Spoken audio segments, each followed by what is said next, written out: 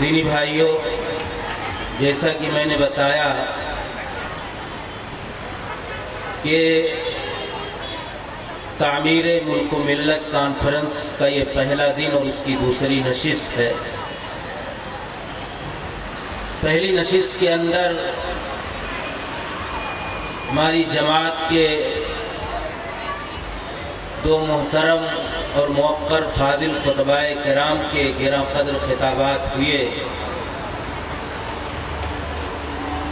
اور انہوں نے تعمیر ملک و ملت کے حوالے سے بڑی گراں مایہ گفتگو سامعین کے سامنے رکھی۔ آج کی اس کانفرنس کا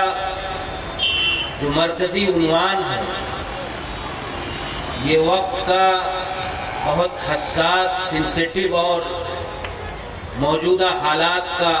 تقاضا ہے کہ اس عنوان کے تحت مرکزی سطح پر گفتگو کی جائے اور پورے ملک کے اندر ملک و ملت کی تعمیر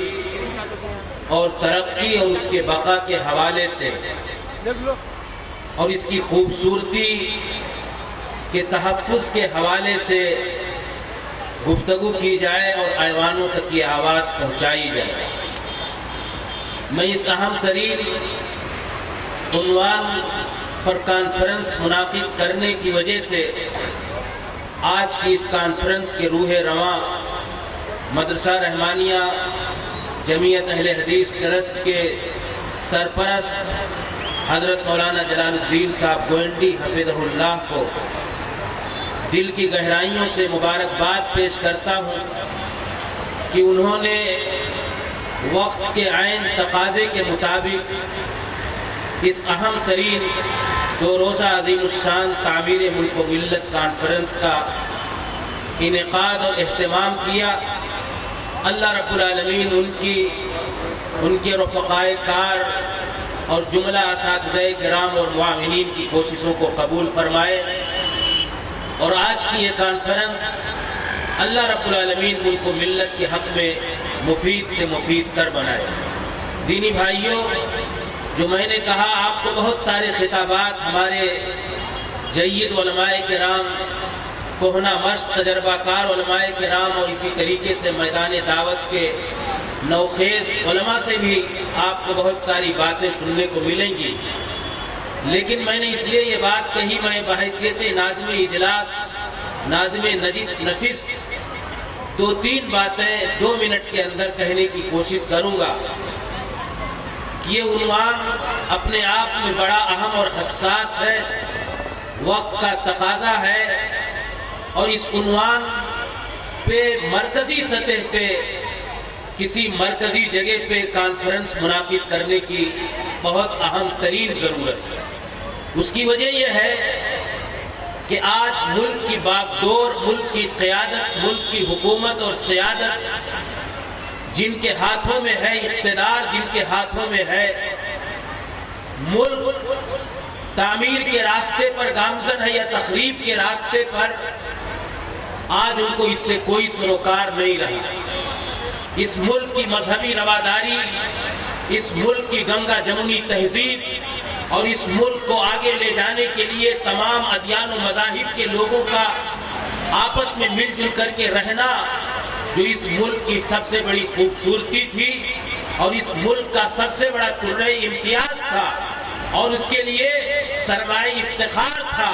اور پوری دنیا کے اندر اس کی امتیازی حیثیت اسی بنیاد پر قائم تھی کہ یہ گنگا جمنی تہذیب کا سب سے بڑا علم بردار تھا، جمہوری قدروں کا سب سے بڑا نگہبان تھا۔ دنیا کے مختلف مذاہب و ادیان کے لوگ اس ملک کے اندر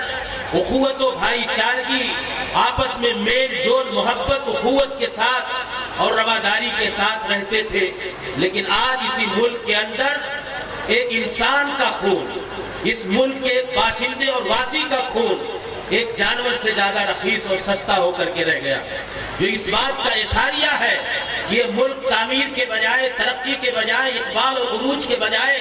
ادبار اور پستی اور تخریب کے راستے پر گامزن ہے۔ اس کی جمہوری قدریں ملیا میٹ ہو رہی ہے اور یہ ملک دو راہے پر کھڑا ہوا ہے۔ تو ایک تو ملک کا مسئلہ ہے، ملک کے پاسبان، ملک کے اقتدار میں قابل رہنے والے لوگوں کے لیے بڑا حساس مسئلہ ہے کہ اس کی طرف سنجیدگی سے ان کو پکارا جائے اور ان کو گوش گزار کیا جائے اور ان کے نظر التفات کو متوجہ کیا جائے کہ یہ ملک دو راہے پر کھڑا ہے، اس کی جمہوری قدریں مٹ رہی ہیں اور اس ملک کے پاسبان اور نگہبان اس ملک کو تعمیر اور ترقی، اقبال و عروج کے بجائے ادبار اور زوال اور اسی طریقے سے تخریب کے راستے پر لے جا رہے ہیں جو انہیں سمجھ میں نہیں آ رہا۔ اگر اس ملک کی گنگا جمنی تہذیب کو، اس ملک کی مذہبی رواداری کو، اس ملک کے آپس میں تمام ادیان و مسالک اور مذاہب کے لوگوں کے مل جل کے رہنے والے سرمائی افتخار اور قرۂ امتیاز کو مٹانے کی کوشش کی گئی تو بلا شبہ یہ ملک اس دنیا کے اندر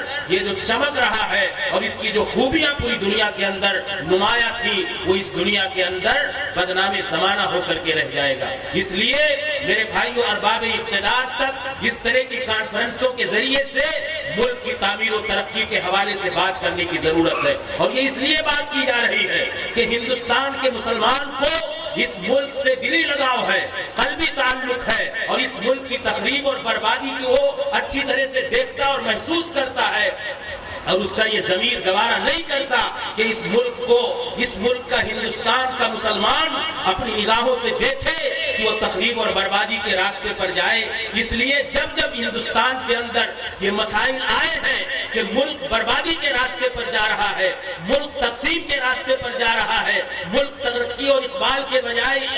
زوال اور ادبار کے راستے پر گامزن ہے، تو ہندوستان کے مسلمانوں نے اس مسئلے کو بڑی سنجیدگی سے پوری تاریخ گواہ ہے محسوس کیا ہے، اور محسوس کر کے اس کے لیے عملی اقدام کیا ہے، اور ملک کے تحفظ و بقا اور تعمیر و ترقی کے لیے ہر طرح کی کوششیں کی ہے، چاہے وہ اس ملک کی آزادی کا مسئلہ ہو، چاہے اس ملک کی جمہوری اقدار کے تحفظ کا مسئلہ ہو، چاہے اس ملک کے گنگا جمنی تہذیب کو اس دنیا میں نافذ کرنے کا مسئلہ رہا ہو، اور بالخصوص مسلمانوں میں اس ملک کے ایک بڑی آبادی اور مسلمانوں کے ایک بڑا طبقہ اور ایک بڑا ترجمان مسلک اہل حدیث کے حاملین نے اس بات کو اور زیادہ دردمندی کے ساتھ محسوس کیا ہے، اور اسی لیے اس طرح کے اسٹیج منعقد کیے جاتے ہیں میرے بھائیوں۔ تو یہ چند باتیں مجھے کہنے کا بہت زیادہ اختیار بھی نہیں ہے اور موقع بھی نہیں ہے، ہمارے موقر علماء یہاں موجود ہیں بحیثیت ناظم اجلاس، تو اس لیے اہل حدیثوں نے خاص طور سے ملک کے اندر پیش آنے والے تمام مسائل کو، بڑی دہشت گردی کا مسئلہ رہا ہو، ملک کی تعمیر و ترقی کا مسئلہ رہا ہو، ملک کی آزادی کا مسئلہ رہا ہو، اس ملک کو انگریزوں کے تسلط اور استبداد سے ان کے قلبے سے آزاد کرانے کا مسئلہ رہا ہو، ہندوستان کے اہل حدیثوں نے خاص طور سے اس بات کو بڑی سنجیدگی اور دردمندی کے ساتھ محسوس کیا اور مخلصانہ جد و جہد کی اور بباغ دہل ملک کے ایوان تک اس بات کو پہنچانے کی کوشش کی کہ اس ملک کے تمام تحفظ و بقا اور تعمیر و ترقی کے لیے ہم ہر طرح سے کوشاں ہیں اور اس کے لیے سنجیدہ اور دردمند ہیں۔ دوسرا مسئلہ میرے بھائیوں، تعمیر ملک کے حوالے سے تعمیر ملت کا بھی مسئلہ بڑا اہم ہے، اور آج ملت داخلی اور خارجی دونوں طرح کے مسائل سے دوچار ہے۔ ایک تو حکومت وقت اس ملت کو اس دنیا کے اندر رسوا اور ذلیل کرنا چاہتی ہے، اس کے صاف و شفاف آئینے کو دنیا کے سامنے بگاڑ کر کے پیش کرنا چاہتی ہے۔ ایسی صورت میں اس ملت کے اکابرین اور ارباب ملت کی بہت بڑی ذمہ داری ہے کہ آج ملت کی شبیہ کو بچانے کے لیے اس ملک کے اندر ملت کی شبیہ کو خراب ہونے سے محفوظ رہنے کے لیے جس طرح سے بھی کوششیں کی جائیں، ملت کے اکابرین کو ایک ساتھ آ کر کے ملت کے ساتھ جو خارجی مسائل ہیں ان کا مقابلہ کیا جائے۔ اور آج ملت کے لوگ ایسے ایسے ترجمان بنے ہوئے ہیں ٹی وی اسکرین پر آ کر کے جو ملت کی ترجمانی کرتے ہیں، ان کے بارے میں پوری دنیا اور پورے ملک کے اندر یہ آواز بلند کی جائے اور یہ اعلان کیا جائے کہ ٹی وی کے اسکرینوں پر بیٹھ کر کے یہ ملت کے نمائندے اور ترجمان یہ اصل میں ملت کے ترجمان نہیں ہے، یہ ٹھیکیدار لوگ ہیں، یہ قوم کے ملت کے دلال لوگ ہیں۔ تو یہ سب سے بڑا مسئلہ آج جو ملت کے سامنے ہے۔ اسی طریقے سے ہمارے داخلی مسائل ہیں، داخلی مسائل میں ہمارا آپسی انتشار اور اختلاف ہے، ہمارا اپنا اسلام سے دور ہونا ہے، اسلامی عمل اور کیریکٹر اور کردار کو نہ پیش کرنا ہے، اسلامی اخلاق اور اسلامی رواداری